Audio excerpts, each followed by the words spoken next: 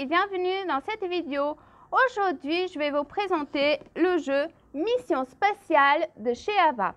C'est un jeu d'observation et de course intergalactique pour 2 à 4 joueurs à partir de 6 ans pour une durée de partie d'environ 20 minutes. Dans Mission Spatiale, les joueurs doivent s'orienter grâce aux étoiles et trouver le meilleur itinéraire pour rentrer chez eux car leur système de navigation est tombé en panne. Pour commencer, on place toutes les étoiles jaunes le plus uniformément possible dans les trous de la voûte céleste et l'étoile orange fixe au centre du plateau. Ensuite, chaque joueur choisit sa fusée et la place sur la case de départ. On mélange les cartes constellations et on les pose à côté de la boîte de jeu. Le jeu se déroule dans le sens des aiguilles d'une montre. Le joueur qui commence, c'est celui qui a vu une étoile filante le plus récemment, sinon le plus jeune. Comme au départ, votre fusée se trouve sous la case de départ et que celle-ci représente une planète rouge, le joueur doit commencer par observer les étoiles.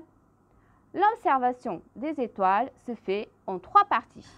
La première partie commence par la pose de cartes constellation. Le joueur prend la carte constellation au-dessous de la pile et peut la retourner si nécessaire afin que la couleur corresponde à celle de la case où se trouve sa fusée ou la couleur indiquée par le dé.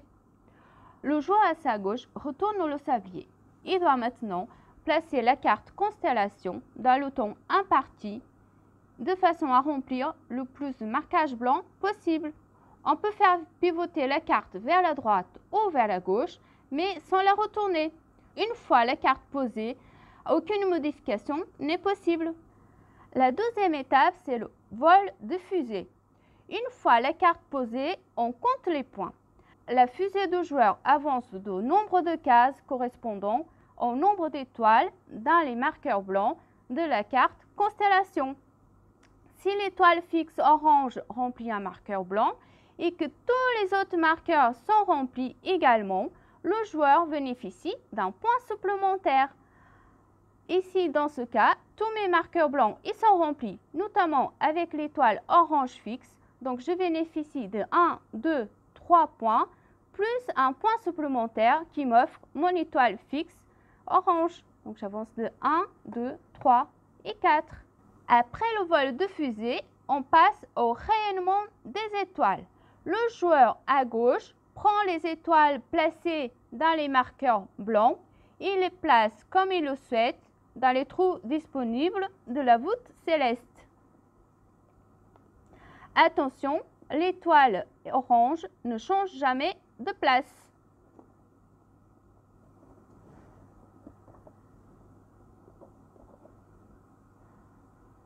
La carte constellation peut être maintenant ôtée et posée au-dessous de la pile de cartes.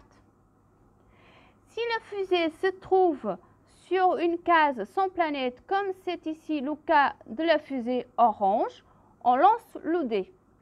Si le dé indique des points, on avance la fusée de nombre de cases correspondant au nombre de points pleins, comme ici dans l'exemple. Ici, nous avons 4 points, dont 2 points pleins, donc on avance de 2 points.